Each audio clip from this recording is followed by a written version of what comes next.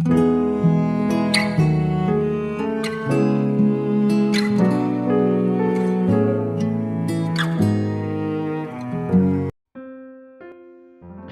saudara yang kasih Tuhan Yesus, selamat pagi dan salam sejahtera bagi saudara semua. Saya menyapa bagi saudara semua yang ada di Indonesia, dari Sabang sampai Merauke, baik yang di kota maupun yang di desa, dan saudara semua yang ada di Malaysia, di Sabah, di Sarawak, di Kuala Lumpur. Senang sekali kembali menjumpai saudara pada saat pagi hari yang indah ini. Kiranya damai sejahtera dan sukacita daripada Roh Kudus nantiasa melimpah dalam hati dan kehidupan saudara semua. Dan kiranya saudara semua dalam keadaan sehat selalu, puji Tuhan. Selamat datang kembali di Pokok Anggur bersama saya Yosia Krisbianto. Mari saudaraku, sebelum kita bersama-sama merenungkan firman Tuhan, mari kita satu dalam doa. Bapa di surga, Bapa yang baik, Bapa yang penuh dengan kasih, dengan karunia, Bapa yang kami puji, kami permuliakan.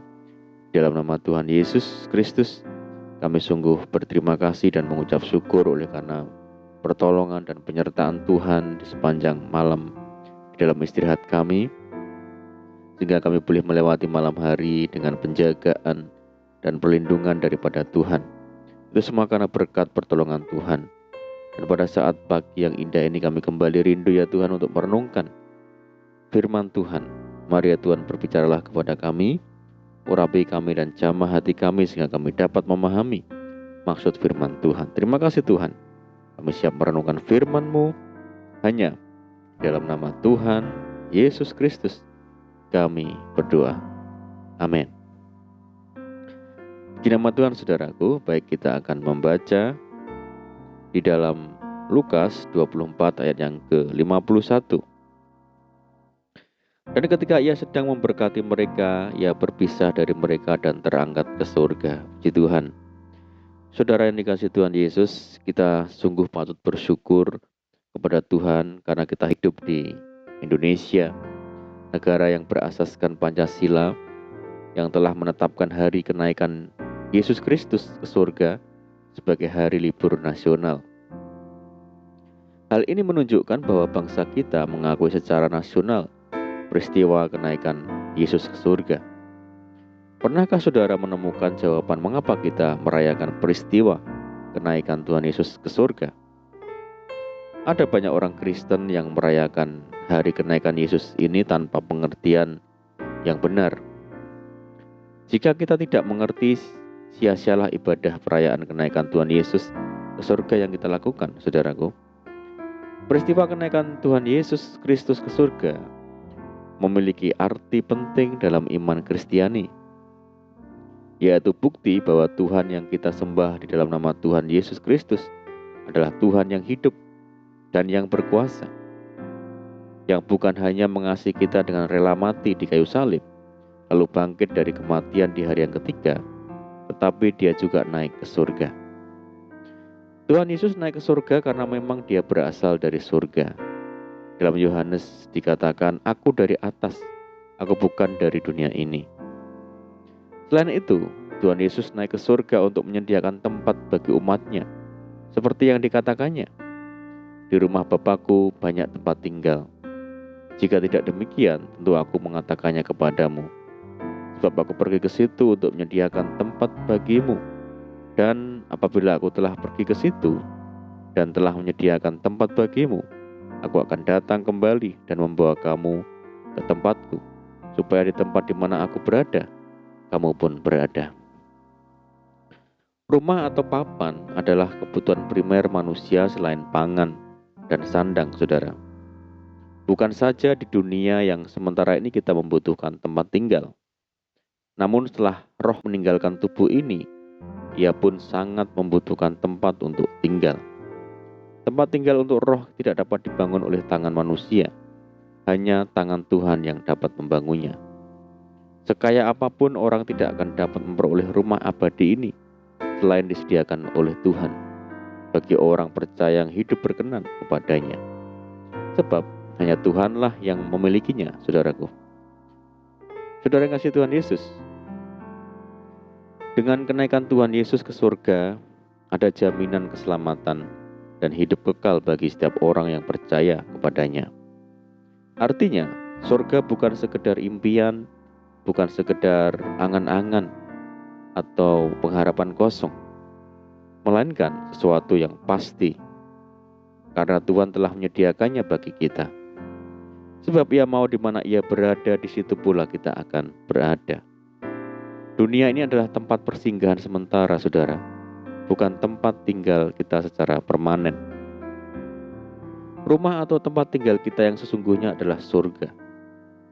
Dalam Filipi dikatakan karena keluargaan kita adalah di dalam surga.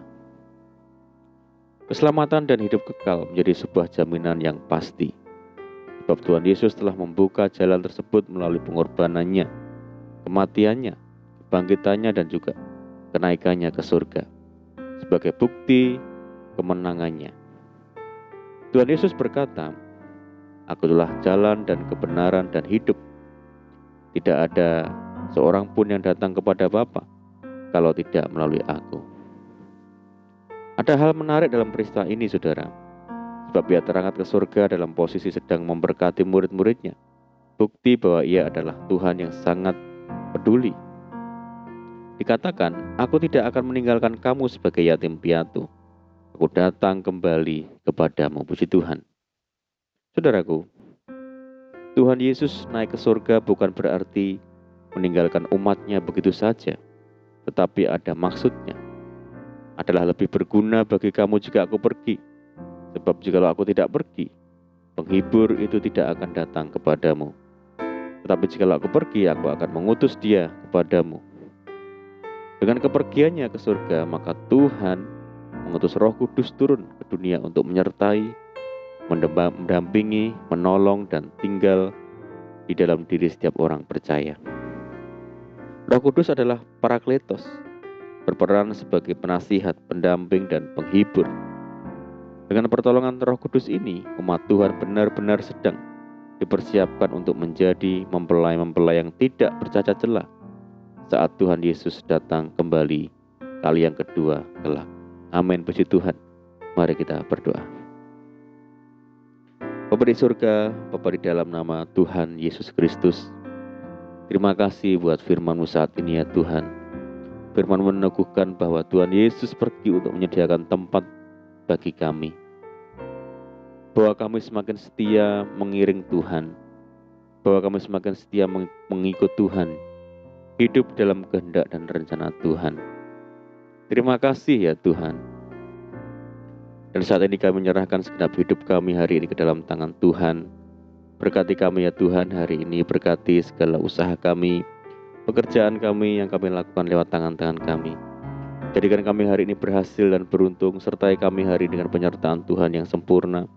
Dan mohon petunjuk Tuhan sehingga kami hidup sejalan dan seturut dengan segala kehendak Tuhan.